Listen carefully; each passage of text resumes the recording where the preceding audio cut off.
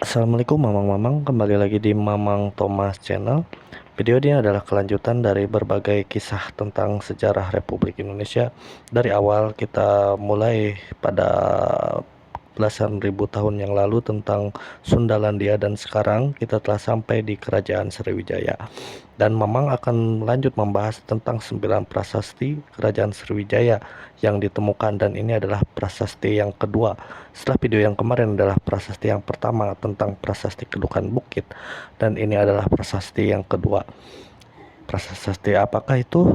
Sebelum mulai ke videonya, Mamang disclaimer dulu kepada Mamang-Mamang sekalian bahwa Mamang di sini bukan ahli sejarah yang paham betul akan sejarah, tapi Mamang hanya menyukai sejarah dan juga menjadikan sejarah sebagai nilai filosofis atau pelajaran bagi kehidupan kita sehari-hari. Oke, untuk disclaimernya sudah, yuk kita mulai videonya. Prasasti yang akan Mamang berikan kali ini adalah, atau Mamang jelaskan kali ini adalah prasasti Talang Tuo. Prasasti Talang Tuo adalah prasasti salah satu dari Kerajaan Sriwijaya yang telah ditemukan oleh seseorang yang bernama Louis Constant Waterneck. Mamang Louis Constant Waterneck, residen Palembang, pada tanggal 17 November 1920. Itu pertama kali ditemukan di Bukit Seguntang dan dikenal sebagai salah satu peninggalan kedatuan Sriwijaya. Keadaan fisiknya masih sangat baik, Mamang-Mamang, dengan bidang datar ya, bidang datar yang ditulis berukuran 50 kali 80 cm. Prasasti ini ditemukan atau dibuat pada tahun 606 Saka, karena di prasasti ini tertulis tahun 606 Saka, atau jika dimasehikan adalah pada 684 Masehi, karena tahun Saka dan tahun Masehi itu berbeda 78 tahun, dan lebih muda tahun Saka dan lebih tua tahun Masehi. Apa penulisan dari penulisan dari prasasti Talang Tuo ini adalah aksara Palawa ya penulisannya, dan juga bahasanya apa? Bahasa Melayu kuno, dan terdiri dari 14 baris. Sarjana yang pertama yang berhasil membaca dan mengalih aksarakan prasasti tersebut adalah yang dikenal sebagai nama Van Ronkel dan Bosch, yang dimuat dalam Octa Orientalis sejak tahun 1920. Prasasti tersebut sekarang tersimpan di Museum Nasional Indonesia dengan nomor inventaris D145 menurut Wikipedia. Coba Mamang-Mamang kalau mau tahu bentuknya silahkan cek dulu di Google, stop dulu video ini dan cari tahu prasasti Talang Tuo bentuknya seperti itu. Oke, apa isi teks dari prasasti Talang Tuo? Jika dikaji secara mendalam, merupakan sebuah dokumen yang syarat dengan makna spiritual, sosial, dan ekologis. Apa itu ekologis? Yaitu tentang alam. Berikut adalah analisis mendalam ya menurut Mamang terhadap isi teks tersebut. Oke, siap-siap Mamang akan bacakan, dan juga setelah Mamang akan bacakan, maka akan Mamang jelaskan secara mendalam apa isi dari prasasti tersebut. Silakan Mamang dengarkan sampai tuntas ya. Pada tanggal 2 Chaitra 606 Saka, pada saat itulah taman ini yang dinamakan Sri Sektra dibuat di bawah pimpinan Sri Jayasa. Ada seorang raja atau seorang ketua ya, atau seorang penguasa yang bernama Sri Jayasa. Oke, lanjut ya. Inilah niat Baginda. Semoga yang ditanam di sini pohon kelapa, pinang, aren, sagu, dan bermacam-macam pohon buahnya dapat dimakan. Demikian pula alur, buluh, betung, dan sebagainya. Oke, stop dulu. Alur buluh betung adalah sejenis bambu ya. Oke, lanjut. Dan semoga juga tanaman-tanaman lainnya dengan bendungan-bendungan dan kolam-kolamnya. dan semua amal yang saya berikan dapat digunakan untuk kebaikan semua makhluk yang dapat pindah tempat dan tidak. Jalan terbaik untuk kebahagiaan jika mereka lapar waktu beristirahat atau dalam perjalanan. Semoga mereka menemukan makanan serta air minum. Semoga semua kebun yang mereka buka menjadi berlebih panennya. Semoga suburlah ternak bermacam jenis yang mereka pelihara, dan juga budak-budak milik mereka. Semoga mereka tidak terkena malapetaka, tidak tersiksa karena tidak bisa tidur. Apapun yang mereka perbuat, semoga semua planet dan bintang menguntungkan mereka. Ada keunikan di sini karena menggunakan kalimat planet dan bintang ya. Seperti ilmu astronomi telah ditemukan di kerajaan Sriwijaya. Oke, lanjut. Nah, yang mana tadi planet? Bentar.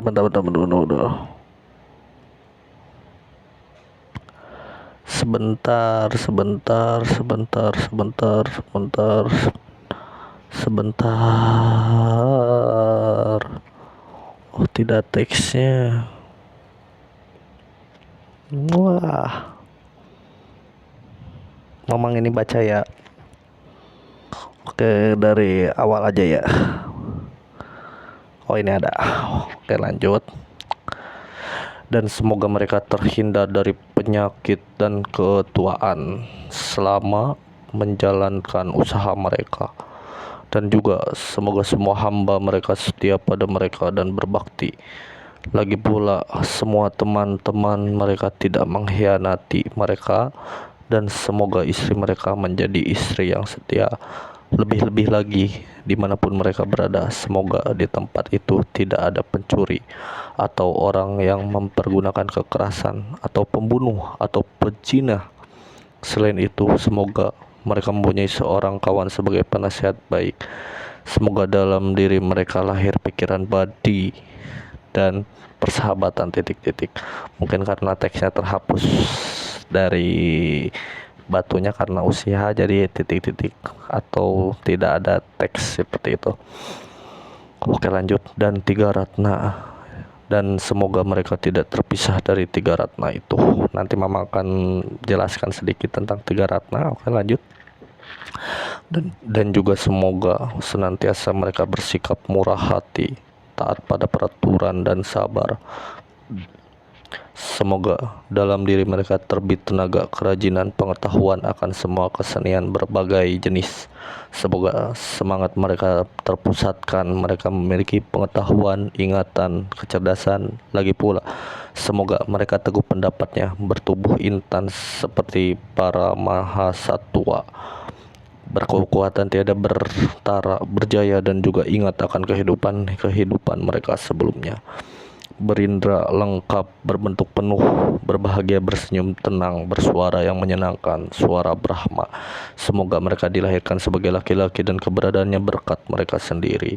Semoga mereka menjadi wadah batu ajaib, mempunyai kekuasaan atas kelahiran, kekuasaan atas karma, kekuasaan atas noda, dan semoga akhirnya mereka mendapatkan penerangan sempurna lagi agung. Oke, ada lighting Mamang yang mati, nggak apa-apa lah, masih ada satu lagi. Kita lanjut. Kenapa Mamang bacakan teks tersebut? Karena Mamang akan tidak per kalimat-kalimat, karena Mamang akan menjejerkan teks atau kalimat yang ada di prasasti tersebut secara lebih mendalam di apabila prasasti atau teks tersebut telah dibacakan. Oke, seperti apa? Seperti yang pertama, ada beberapa poin di sini. Seperti yang pertama, konteks historis dan budaya. Apa itu konteks historis dan budaya? Atau yang pertama yang disebutkan dalam prasasti ini adalah waktu dan tempat. Waktu itu terdapat dalam konteks historis atau sejarah, pasti berhubungan dengan waktu dan juga tempat. Teks ini menceritakan kehidupan di masa kerajaan kuno di Asia Tenggara khususnya Nusantara, seperti Kerajaan Sriwijaya dan juga Mataram. Karena tanggal yang disebutkan adalah 23 Maret 684 Masehi atau 2 Chaitra 606 Saka, mengacu pada era-era Buddhisme dan juga Hinduisme yang mendominasi pada wilayah tersebut oleh Kerajaan Sriwijaya dan juga Mataram. Tetapi diduga oleh beberapa peneliti bahwa ini adalah peninggalan Kerajaan Sriwijaya karena ditemukannya di Palembang atau di daerah Sumatera. Dan juga prasasti ini berbahasa Melayu kuno, tapi memang belum mempelajari ya prasasti dari Kerajaan Mataram apakah sama prasasti dari Melayu kuno. Bagi yang tahu silakan komen saja di bawah ya. Dan juga ada konteks di sini pemimpin bijaksana. Pemimpin dalam teks ini adalah Sri Jayanasa, didefinisikan sebagai seorang tokoh raja atau tokoh berpengaruh atau seorang penguasa, dan juga dia berdoa dan harapannya menunjukkan pendekatan kepemimpinan yang tidak hanya peduli pada kesejahteraan rakyat, tapi juga peduli kepada alam. Terus di poin yang kedua adalah fokus spiritual dan juga religius dalam konteks agama Buddha atau agama Buddha. Di sini karena hubungan mereka dengan tiga ratna. Teks ini menyebutkan tiga ratna, triratna atau tiga ratna, yaitu Buddha, Dharma, dan Sangha. Konsep ini adalah konsep inti dalam agama Buddhisme. Ini menunjukkan bahwa nilai-nilai Buddhisme menjadi panduan utama dalam doa ini, seperti keinginan untuk mencapai badi atau badi itu pencerahan ya dalam kebahagiaan yang sangat universal. Dan juga amal dan kebajikan. Dalam konteks religius ini, raja berharap semua yang diciptakan atau semua yang dibuat oleh raja, yakni tanaman, taman, dan bendungan menjadi sumber kebaikan bagi semua makhluk. Itu selaras dengan nilai-nilai Buddhisme yang menekankan kepada kemurahan hati atau dana dan keseimbangan. Mamang-mamang yang beragama Buddhisme yang lebih paham mungkin silakan komen saja di bawah ya. Bila memang ada kesalahan, koreksi saja di bawah. Dan juga di poin yang ketiga adalah nilai ekologis. Pengelolaan sumber daya alam di sini, teks ini mencerminkan sebuah visi ekologis yang maju pada zaman itu. Disebutkan penanaman pohon-pohon seperti kelapa, pinang, aren, dan sagu yang merupakan sumber makanan dan bahan dasar kehidupan untuk rakyat. Bendungan dan kolam ini juga mencerminkan perhatian terhadap pengelolaan air sebagai sumber kehidupan. Ada juga pohon dan tanaman, pemimpin yang memiliki pemahaman bahwa alam adalah penopang utama kehidupan manusia, sehingga memanfaatkan dan melestarikan adalah sebuah kewajiban yang berhubungan dengan moral. Dan juga poin yang keempat adalah fokus sosial. Kesejahteraan rakyat di sini yang juga raja berdoa mencakupkan harapan agar masyarakat tidak kekurangan makanan, air, ataupun hasil panen. Selain itu, raja juga berdoa tentang kesehatan, kemakmuran, dan ketentraman mereka juga menjadi perhatian. Ada juga tentang kesetiaan dan keharmonisan di sini. Doa untuk kesetiaan istri, kawan, dan hamba sahaya mencerminkan pentingnya hubungan sosial yang harmonis dalam bermasyarakat. Ini menunjukkan betapa pentingnya stabilitas keluarga dan komunitas dalam pandangan pemimpin. Terus ada lagi yang kelima yang unik adalah nilai kosmologis atau nilai-nilai yang berhubungan dengan planet dan bintang. Sebutan tentang planet dan juga bintang mengacu pada astrologi yang memainkan peran penting dalam kehidupan masyarakat kuno. Pemimpin percaya bahwa pengaruh langit dapat mendukung usaha manusia.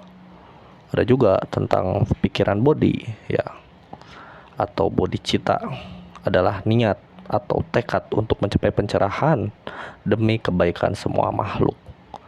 Dalam Buddhisme, ini mencerminkan kebijaksanaan dan ulas asih yang tak terbatas, di mana seseorang bertekad untuk mengatasi penderitaan dan membantu makhluk lain mencapai kebahagiaan dan pembebasan pikiran badi, tidak hanya berfokus pada pencerahan pribadi, tapi juga kebahagiaan yang universal. Apa yang tadi 3 ratna ya? Ada 3 ratna dalam Buddhisme.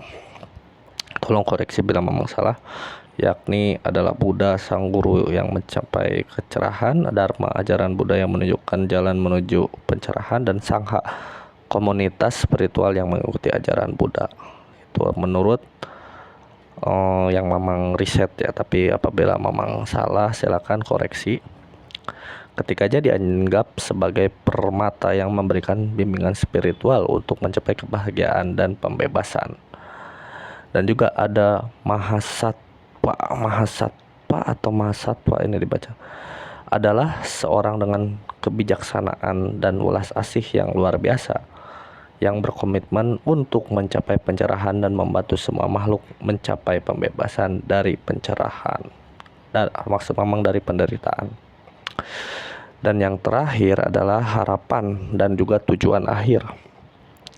Kesempurnaan manusia di teks ini menggambarkan visi tentang manusia yang ideal, seperti kuat, berpengetahuan, murah hati, dan berkesadaran. Harapan agar masyarakat memiliki penerangan yang sempurna, menunjukkan bahwa pemimpin tidak hanya memikirkan kesejahteraan fisik rakyatnya, tetapi juga tujuan untuk spiritual mereka. Dan juga ada pemberdayaan dan kebahagiaan yang universal atau luas. Doa ini menekankan kesejahteraan tidak hanya untuk manusia, tetapi juga untuk semua makhluk hidup, yang mencerminkan nilai welas asih yang universal. Dan untuk kesimpulannya, di bagian akhir video, teks ini mencerminkan sebuah pandangan dunia yang sangat maju pada abad itu, di mana seseorang pemimpin tidak hanya memikirkan pembangunan fisik, spiritual, atau juga keseimbangan sosial dan juga ekologis, tapi doa ini adalah juga mencerminkan nilai-nilai luhur yang menempatkan manusia sebagai bagian dari alam semesta yang bertanggung jawab untuk menjaga keharmonisan dan kesejahteraan bukan hanya manusia, tetapi kesejahteraan semua makhluk. Jika teks ini dihubungkan dengan prasasti-prasasti kuno di Nusantara seperti prasasti Tarangtua dan dari kerajaan Sriwijaya, maka kita bisa melihat kesamaan tema ya, seperti kesejahteraan, keberlanjutan, dan pencerahan spiritual. Itu adalah pelajaran penting untuk dunia modern, di mana keseimbangan antara alam, manusia, di spiritualisme seringkali diabaikan. Karena di modern ini kita itu seringkali tidak menyayangi alam. Berbeda dengan kerajaan Sriwijaya yang sangat menyayangi alam, sehingga alam terjaga, binatang-binatang di sana terjaga, tidak punah. Dan semoga kita semua dengan peradaban yang modern ini tidak merusak alam, karena sejatinya manusia dan alam itu harus hidup bersama dalam sebuah harmoni agar menjalani kehidupan yang lebih baik di masa depan. Maka dari itu pesan ini, pesan yang terakhir, semoga kita manusia tidak merusak alam, tidak menghancurkan alam, agar kita bisa melindungi masa depan kita suatu hari nanti, dan juga melindungi anak cucu kita dari kerusakan lingkungan. Terima kasih telah menyimak video ini. Apabila ada kesalahan, maka mamang-mamang sekalian bisa mengkritik mamang di kolom komentar, dan mamang sangat hargai kritikan mamang-mamang dan saran mamang-mamang di kolom komentar. Maka silakan komen-komen saja. Assalamualaikum warahmatullahi wabarakatuh.